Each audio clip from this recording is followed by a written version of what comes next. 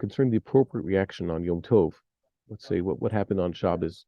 We should discuss first of all what was the proper reaction according to, let's say, the basic halacha.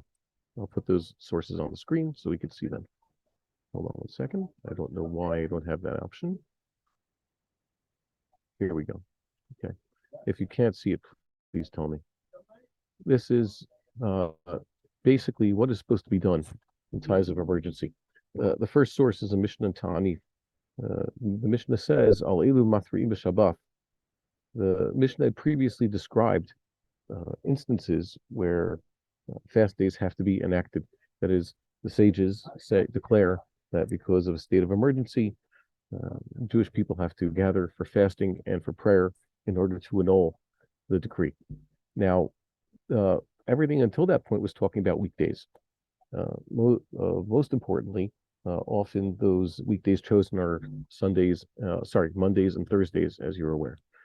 And here they're saying sometimes even on Shabbos. Why? Because previously it had said, but not on Shabbos, not on Yontif, not on Shabbos, not on Rosh Chodesh, not on Chol Moed, not on what do you call it, on Hanukkah. So we have to know that sometimes, even though it's inappropriate to cry out to God on Shabbos, say Tachanunim, sometimes it is appropriate. So here's the first example: Ir shehikifua nochrim o nahar, a city that has become surrounded, besieged, it's under attack by Gentiles, or a nahar. That means somehow or other the river has changed course; it's threatening to flood the city, or some other flood. So they have to get out there. They have to pray. And also it says a spinami terefet bayam, a ship in danger of sinking in the sea. Rabbi Yossi says that they say hatra'ah, that's supposed to be to summon help and not for crying out in prayer. Soon we're going to see what exactly he meant by this. The point is that this is exactly the case we're talking about. What happened on Shabbos morning was that many Jewish cities in the land of Israel were besieged by hostile Gentiles who we know their exact intentions, we know what they had done. It would have been proper at that point on Shabbos morning for everybody else to start crying in prayer to God on behalf of the poor people in those towns. And it would have been proper also to summon help, anybody who could, to go there and to try to fight to save them. The Yerushalmi brings what Rav says. Rav says, what do they say? What's the hatra? Aneni Hashem, Aneni. Answer me, Hashem, answer me. So he's saying that this shoresh over here, Reish Vav Ayin, from the word teruah, for example, there's a difference between tekiah and trua. Tekiah is a sound. It's just sounding the shofar, long, straight sound. The teruah is the alarm. That's the way it is throughout Scripture. Times of distress, it's a teruah. He says this particular teruah in the Mishnah is referring to crying out in prayer, not with the shofar. A person's supposed to pray. And it says here, well, I don't know about that. The anonymous voice of Yerushalmi says that maybe Rav is mistaken. That, for example, Rav's saying they're supposed to cry out to God in prayer, but if you read this Mishnah the way the Yerushalmi does, this red line over here, then it doesn't seem to be the way Rav says. Why? Because Rabbi Yossi says, Le'ezra, okay? They're supposed to cry out in order to summon people for help. That means sound the shofar, sound the alarm in order to get others to come. Aval litzaka, okay, aval lo litzaka, but they're not supposed to sound the shofar in prayer, as you know. And for some reason, I haven't seen this among Ashkenazic types, but the Sephardim, they have sometimes when they say slichot, the 13 midos, 13 attributes of mercy, they also have someone sounding the shofar at that point. And he's saying, Rabbi Yossi is saying that it's important that in this circumstance of extreme emergency, they sounding the shofar dafka on Shabbos to summon help, but not necessarily as part of the prayer service. The implication of this is that the Tanakama over here, when he says matriim, he meant against Rabbi Yossi. He's saying yes, they have to sound the shofar to summon help and as part of the prayer. So that would be the machlokas. The way the Yerushalmi, this line Yerushalmi understands the machlokas between the Tanakama and Rabbi Yossi in the Mishnah is Rabbi Yossi says the shofar specifically on Shabbos is just to summon help, but not as a form of prayer. Whereas according to the Tanakama, it's also to be used for prayer. So that's a difficulty. And Yerushalmi leaves it at least according to the way the Korban Aida, I think. Which one did I quote over here? Hold on one second. People keep joining, so we're a little bit distracted by constantly admitting everybody. Okay. So, hold on one second, please. According to the Pnei Moshe, the teretz is in the Bavli, in the first parak of this Masechta, and it explains that. No, he explains that sometimes it's true. Trua is an expression of crying out in prayer, and sometimes it's not. So, according to the Tanakhama, and the way Rav understood it, it means crying out in prayer. Okay, and according to Rabbi Yossi over here, it's both. Okay, sometimes you sound the shofar to summon people, and sometimes when it said litzakah, it's sounding the shofar. It's not sounding the shofar. It's crying out in prayer, but not necessarily to summon those. There's no real machlokas there. Next, there's an agadic passage over here, which is quite relevant. This is the continuation of Yerushalmi. It says, hold on one second, please. We have an issue. Every time someone's admitted, I have to, see who it is and intentionally mute them because I don't know why. Sometimes I guess the default is off that sometimes they come in and we hear background noise. I have to mute it myself. I have to make sure it's not someone we have to throw out. So thank you for your patience. It says that, hold on one second. It says that there was Levi ben Sisi, where he was, his town was also besieged. Suddenly, these foreign troops came into his town, and he took the Sefer Torah, went up to his roof, and cried to God and said, Master of the universe, in betilith chada milah min hadain Sefer Oraita, it says, if it is true that I have ignored or I've nullified one word in this scroll of the Torah, Yalulon. Okay, so it should. Hold on one second. Okay, then if I have actually done this, so let those foreign troops come in here and do what they will. We deserve our punishment. V'in law, he is a loon. But if I haven't nullified any part of this Torah, that is, I've kept it just as I was supposed to, they should leave. And Yad itba'un v'lo ishtachun. Suddenly, those foreign soldiers could not be found. They're gone. God created a miracle and defended them. Hold on one second, please. We're getting a question here. Yeah, we have to set it. Hopefully, the webmaster's with us. He'll find a setting that makes everybody comes in automatically muted. Yeah, and also, basically, if we could, also make it that everybody has their camera automatically off. Like no option to turn on cameras, no options to unmute. That'd be the best thing, I think. Okay. So he did this, and he was able to do this miracle because obviously he was a great tzaddik. And it says that his Talmud did such a thing also, but it didn't work out for him. Okay. This Talmud did it. Ava Cain, his hand withered, but the foreign troops also left. It was a similar situation. He was able to cry out to God, I've kept the Torah, they should go away. Talmideh, his student tried to do the same thing, but it didn't work. And not only that, his hand didn't wither. What does this teach us? She'in shotan nifga v'lo b'sar hamet margish b'izmael. The fool isn't hurt by his attempts to do miracles. Someone says, well, Moshe Rabbeinu had a staff. Whoever's doing that, we should mute them. Hold on one second. There's some background noise here. I can't find who it is. Here. Okay. So this is actually kind of telling for our situation. It says that this student tried it. He didn't get punished. He didn't lose the use of his hand, but also it just didn't work. Sometimes there are people who think that they're deserving of great miracles, but Hashem makes it that no, unfortunately they're not that deserving. But also it doesn't cause them any harm. It's just like neutral. It's as though they have no power to do anything. It's not that they're going to be punished for doing such a thing. People think, this is something that we were arguing about 2 years ago now, the Ark of the Covenant, Moses' ability to do miracles, the brazen serpent, his staff, other things. They think that somehow or other There's just magic power in there that whoever possesses it, whoever has the Urim Vitumim, or has the seats, can do miracles.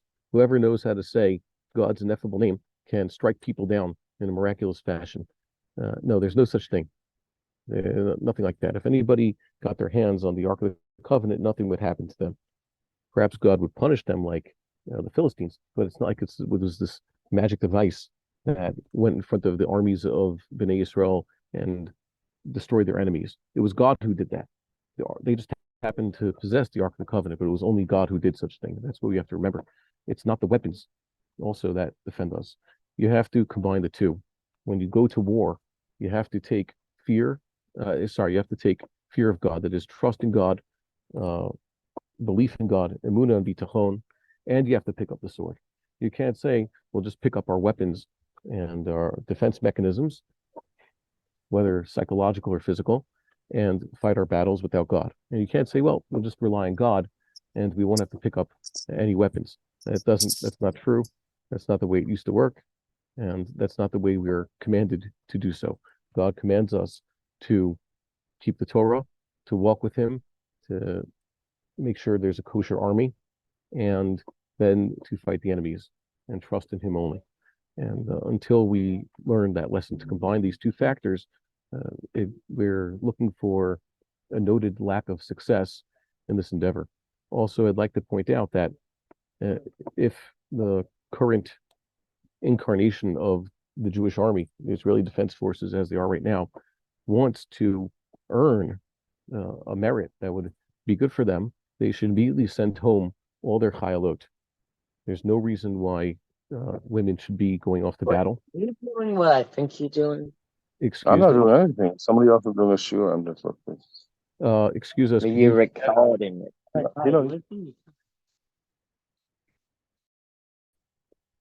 Okay, thank you. It's very important, everybody, please mute yourselves. I can't. I don't have a way to mute everybody and just keep it that way.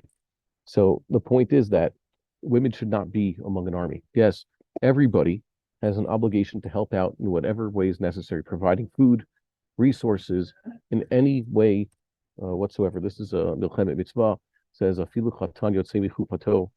The Kala also, I know of now 2 weddings recently that have been canceled because of this current war. It's very important. Everybody has an obligation to help whichever way possible. However, women should not be anywhere near the front. Women should not be anywhere near the combat soldiers.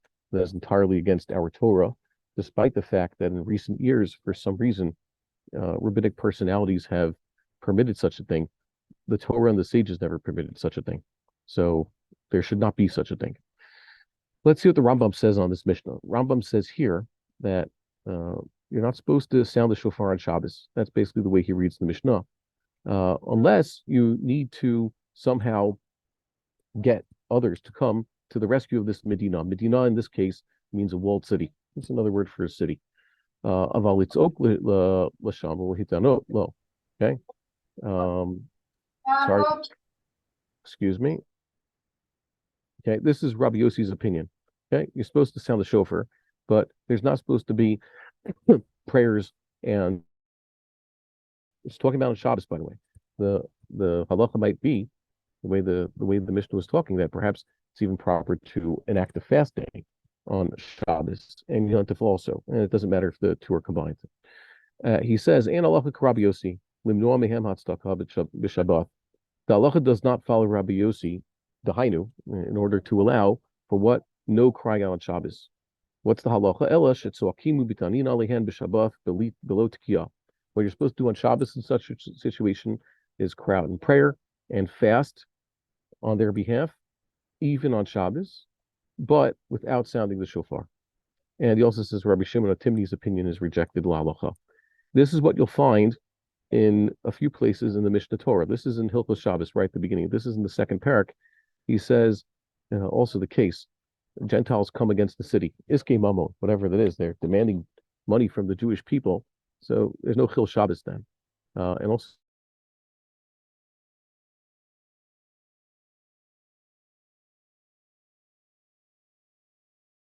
the city on the frontier, that's the Safar. Even if they're only come to demand some Teven and Kash, they want some straw. They just need some hay and some straw. Yotzino lehem b'chlei zayin. So the Jewish people are commanded to go out against them in battle with arms. Shabbat, and we desecrate the Sabbath for their behalf. That means we do malacha. Remember, whenever it's a commandment because of Yikuach Nefesh to desecrate the Sabbath, it's a mitzvah. It's not an option. It's an obligation. In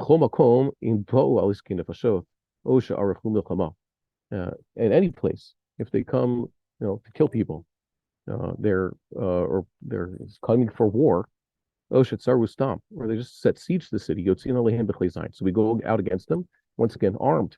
So we have to we should desecrate the Sabbath for this purpose.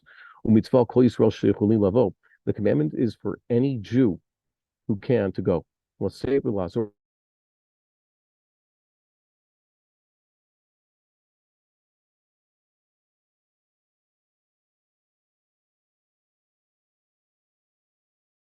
to delay till Motzei Shabbos.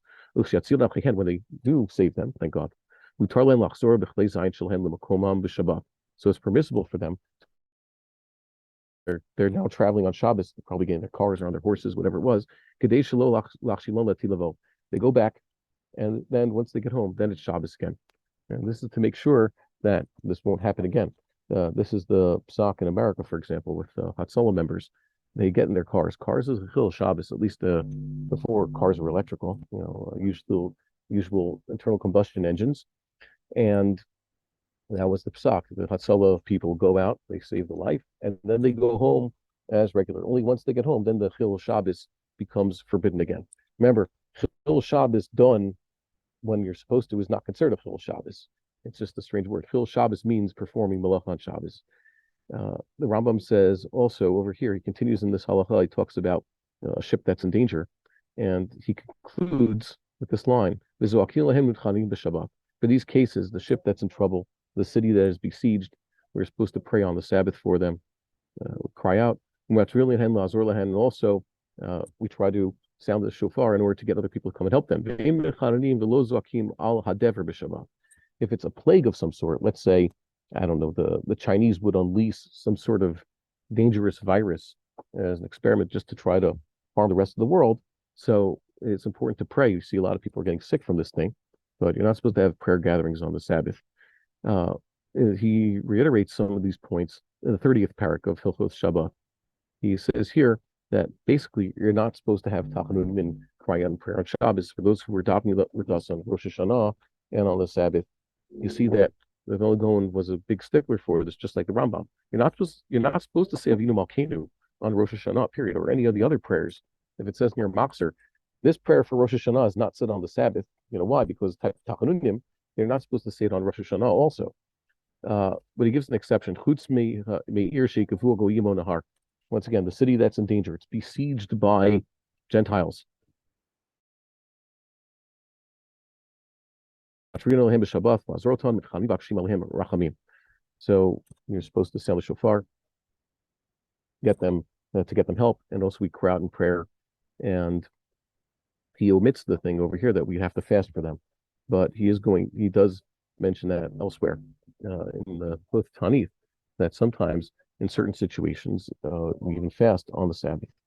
And that's what the Shulchan Aruch brings over here. The Shulchan Aruch in Siman Taka'u, which is generally among the laws of fast days, brings this situation. And he says, "All sharetz are kigon kutim shabo la roch milchama Yisrael." Kutim is fake word; should say nochrim or goyim, Gentiles who came to make war, extort money from them, take territory away from them, make gezeros on them, enactments, decrees to harm them. Filu mitzvah kala, they're trying to stop the Jewish people from keeping simple commandments like wearing tzitzis. Okay, so they're supposed to fast, they're supposed to cry out in prayer until God has compassion on them. And he says in the laws of Shabbos over here that we don't do this on Shabbos. We don't cry out on Shabbos, and then there's an exception if there's absolutely no food, or he says here, see, anasim in this case means troublemakers or bullies, strong-arm people. But you understand what he's talking about here. We cry out on their behalf on Shabbos, but we do not sound the shofar unless this is a shofar in order to gather others. That is the halacha you'll find the Shulchan Aruch. Now, so what happened? For many of us, we were unaware of what was going on in the morning on Shabbos. So by the time things became clear, many of us were still in synagogue. We didn't have complete information. We don't check the news. Whatever news we're given through the emergency system is sorely lacking. By the time we had Mincha Gedolah, where we were in the synagogue, had gathered just very early, Mincha Gedolah, early in the afternoon for such a thing. I instructed those present to follow the psak, as you can see clearly here in the Mishnah, brought by the Rambam, brought by the Shulchan Aruch, for extra prayer on Yom Tov. It might be Yom Tov, it might be Shabbos, it might be the happiest day of the year, but the proper response in this case was to say Tachanunim and Slichot. At least we said Avinu Malkeinu, we said the Shloshes Midos 3 times. I do not think it was enough, but I couldn't get everybody to stay in there. But really what should have been, there should have been minyanim, and there should have been a prayer gathering. And like I said, do this. And of course they were trying to get the troops, rally the troops, and everybody should go and help, all those who can. That was certainly necessary. And this is something I think has been entirely lost. I was disappointed in some prayer services I attended, even yesterday. Well, it's Isru Chag, so no talking on Isru Chag. That is entirely not the halacha. It's actual Chag. You're supposed to say Tachanunim. That's the halacha. And we should have said more Tachanunim.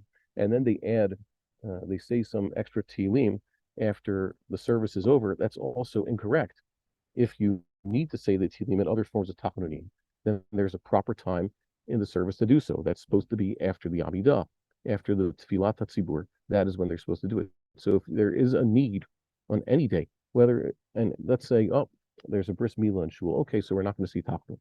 But it's one of these emergency situations. It's a fast day. So you're supposed to say Tachanunim. Why? Because the Tachanunim beat even Shabbos, even the holidays. And that's an important point that has been missed by many. Okay, so know the halacha. If you have a minhag of no Tachanun on any particular day of the year, Tachanunim and prayer and supplications and even fasting are sometimes appropriate, sometimes even on the Shabbos. We would like to encourage our viewers to share these videos with friends and send in your responses. If you would like to obtain Birkon Nusach Eretz Yisrael or invite the rabbi for a speaking engagement, please email us at office@machonshilo.org.